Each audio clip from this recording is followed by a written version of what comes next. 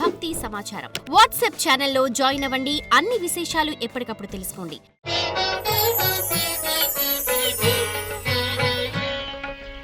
ఎంతోమంది రాజకీయ ప్రముఖులు, సినీ ప్రముఖులు, రాష్ట్ర రాజకీయాలు, దేశ రాజకీయాల్ని గురుదేవులు వీరబ్రహ్మేంద్ర స్వాముల వారి యొక్క ఉపాసన ఫలితంగా ప్రాచీనమైన సంఖ్య మరియు ప్రశ్నాశాస్త్రాన్ని సమీకృతం చేస్తూ గవ్వ ప్రశ్న ద్వారా ఎన్నో సంచలనమైనటువంటి విషయాల్ని బిగ్ టీవీ వేదికగా మీ ముందుకు తీసుకొచ్చే ప్రయత్నం చేస్తున్నాం. ఎన్నో విషయాలు వాస్తవమయ్యాయి, మరెన్నో విషయాలు వాస్తవం అవుతూ ఉన్నాయి. దేశ కాలమైన పరిస్థితుల్లో జరుగుతున్న జరగబోయే ఎన్నో రకాలైనటువంటి విషయాల్ని లోక కళ్యాణార్థం గురుదేవులు వీరబ్రహ్మేంద్ర స్వాముల వారి యొక్క ఉపాసన ఫలితంగా నాకు సిద్ధించినటువంటి ఈ మహోన్నతమైనటువంటి గవ్వ ప్రశ్న ద్వారా ముందుగానే వాటిని చెప్పేటువంటి ప్రయత్నాన్ని కృష్ణమాచార్య చేస్తున్నాడు. అటువంటి పరంపరలో ఈరోజు కార్యక్రమంలో మరో ముఖ్యమైనటువంటి అంశాన్ని గురించి ఈరోజు మనం తెలుసుకుందాం. ఉభయ తెలుగు రాష్ట్రాల్లో ఆంధ్రప్రదేశ్లో ఒక ప్రత్యేకమైనటువంటి పరిస్థితిని మనం చూస్తూ ఉన్నాం. జనసేన, భాజపా, తెలుగుదేశం పార్టీలతో కూడినటువంటి ఒక కూటమి ప్రభుత్వాన్ని అక్కడ మనం చూస్తున్నాం. ఈ కూటమి ప్రభుత్వం 5 ఏళ్ల పాటు ఇలాగే కొనసాగుతుందా, భవిష్యత్తులో కూడా ఇలాగే ఉండబోతుందా, లేక కూటమి ప్రభుత్వంలో బీటలు వాలనున్నాయా, ఈ కూటమిలో ఏవైనా అభిప్రాయ భేదాలు రాబోతున్నాయా అన్న విషయాన్ని గురించి ఇప్పుడు మనం తెలుసుకునేటువంటి ప్రయత్నం చేద్దాం. ప్రశ్నాశాస్త్రాన్ని అనుసరించి ప్రతిసారి కూడా మీ అందరికీ కూడా నేను చెబుతుంటాను, రాహు సంఖ్య అయినటువంటి 4 కానీ, కేతు సంఖ్య అయినటువంటి 7 కానీ కొన్ని ప్రత్యేకమైనటువంటి ఫలితాలను నిర్దేశిస్తూ ఉంటాయి. ఏ ప్రశ్న వేసినప్పుడైనా రాహు సంఖ్య అయినటువంటి 4 వస్తే అది ప్రతికూలమని అర్థం. వేరే అంకె ఏదైనా వస్తే వాటి ప్రభావాన్ని నేను చెప్పించే ప్రయత్నం చేస్తాను. కేతు సంఖ్య అయిన 7 వస్తే కొన్ని ప్రతిబంధకాలు కలుగుతాయి, కానీ అధిగమించవచ్చు. కానీ రాహు సంఖ్య అయినటువంటి 4 మాత్రం ఎప్పుడూ రాకూడదు. అలా వస్తే మాత్రం మనం వేసినటువంటి ప్రశ్నకి ప్రతికూలమైనటువంటి ఫలితం రాబోతుందని దాని అర్థంగా మనం భావన చేయాలి. శివాయ బ్రహ్మణే నమ. ఓం హ్రీం క్లీం శ్రీం శివాయ బ్రహ్మణే నమ. వీరబ్రహ్మేంద్ర స్వామినే నమ. మాతా గోవిందమాంబా సమేత వీరబ్రహ్మేంద్ర స్వామినే నమ. భద్రకాళీ సమేత వీరభద్రేశ్వర రక్ష రక్ష. జై వీరబ్రహ్మ జై, గోవిందమాంబ జై. ఏదైతే రాకూడదని చెప్పామో, ఏ అంకె అయితే ప్రశ్నాశాస్త్రాన్ని అనుసరించి రాకూడదని ఇప్పటిదాకా మనం చెప్పామో, మరొక్కసారి మీరు స్క్రీన్ మీద చూడొచ్చు. 1, 2, 3, 4 ఇది రాహు సంబంధమైనటువంటి అంకె. అంటే కూటమి ప్రభుత్వంలో బీటలు వాలేటువంటి అవకాశాలు సుస్పష్టంగా ఉన్నాయేమో. ఇప్పటికే కొన్ని రకాల చర్చలు మనం చూస్తున్నాం.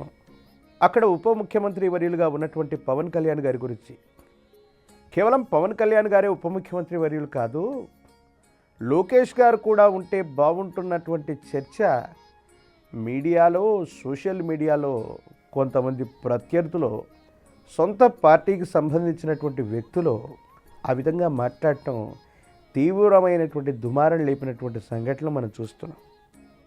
ఇది కూడా అగ్నికి ఆజ్యం పోసినట్టుగా, లేదా కూటమి ప్రభుత్వం యొక్క ఆ సమిష్టితత్వం విరసంభయ్యడానికి ఇది కూడా ఒక అంకురార్పణ అవుతుందేమో.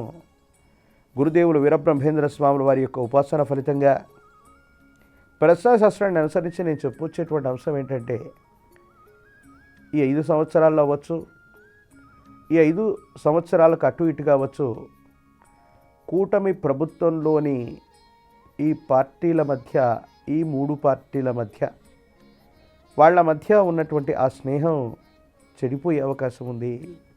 కూటమి బీటలు వాలేటువంటి పరిస్థితులు కూడా సుస్పష్టంగా మనం భావన చేయొచ్చు.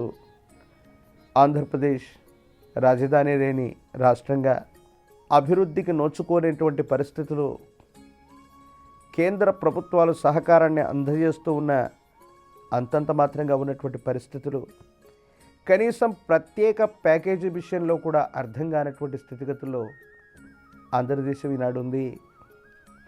ప్రజా సంక్షేమం కోసం ఆంధ్రప్రదేశ్ అభివృద్ధి చెందాలని నేను కోరుకుంటాను.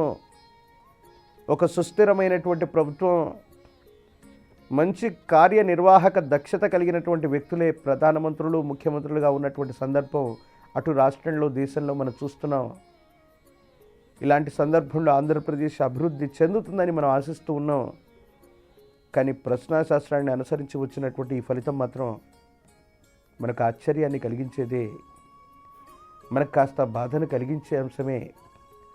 కృష్ణమాచార్యకి ఏ రాజకీయ పార్టీతో, ఏ రాజకీయ ప్రముఖులతో ప్రత్యేకమైనటువంటి సంబంధాలు ఉండవు. భారతదేశానికి సంబంధించినటువంటి ఎన్నో రాష్ట్రాలకు సంబంధించినటువంటి ప్రముఖులు, రాజకీయ ప్రముఖులు వాళ్ళ వ్యక్తిగతమైనటువంటి జాతకాల కోసం ఈనాడు 2-3 రాష్ట్రాలకు సంబంధించినటువంటి ముఖ్యమంత్రి వర్యులు కూడా ప్రత్యక్షంగానో పరోక్షంగానో వారికి సంబంధించినటువంటి వ్యక్తిగతమైనటువంటి జాతకం కోసం నన్ను కలవటమో సంప్రదించడమో జరిగి ఉండవచ్చును. కానీ నాకు ఏ ఒక్క వ్యక్తి మీద కానీ, పార్టీల మీద కానీ ప్రత్యేకమైనటువంటి అభిమానం లేదు. ఎందుకంటే ఆంధ్రప్రదేశ్లో కూటమి ప్రభుత్వం, ప్రత్యేకించి జనసేనగా పిలవబడినటువంటి జనసేనాని పవన్ కళ్యాణ్ ఆంధ్రప్రదేశ్లో చక్రం తిప్పుతాడన్న విషయాన్ని కూడా 2-3 సంవత్సరాల క్రితం కృష్ణమాచార్యే ఇదే గవ ప్రశ్న ద్వారా చెప్పాడు. మరొకసారి చెప్తున్నాను, కూటమి ప్రభుత్వంలో లుకలుకలు మొదలయ్యాయి. ఏ కారణంగానైనా ఉప ముఖ్యమంత్రి తత్సమానమైనటువంటి స్థితికి లోకేష్ గారిని కానీ మరొకరిని కానీ ఆ స్థానానికి దగ్గరగా తీసుకొచ్చేటువంటి ప్రయత్నం చేస్తే మాత్రం కూటమి ప్రభుత్వానికి గడ్డు కాలం దగ్గరలో ఉన్నట్టుగానే మనం భావన చేయొచ్చు. ఆంధ్రప్రదేశ్ సుస్థిరమైనటువంటి ప్రభుత్వంతో అభివృద్ధి పదంలో దూసుకెళ్లాలని మనమందరం కూడా ఆలోచన చేద్దాం. ఆ విధమైనటువంటి సుస్థిరమైనటువంటి ప్రభుత్వం ఉండాలనే మనం కోరుకుందాం.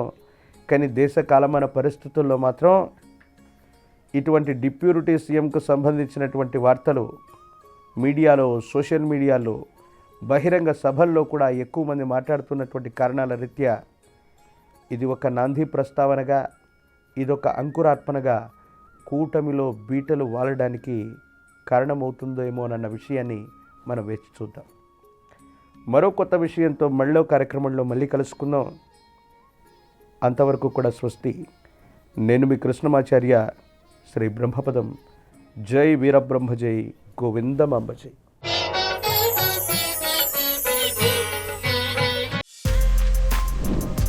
For more videos like this, subscribe Big TV channel.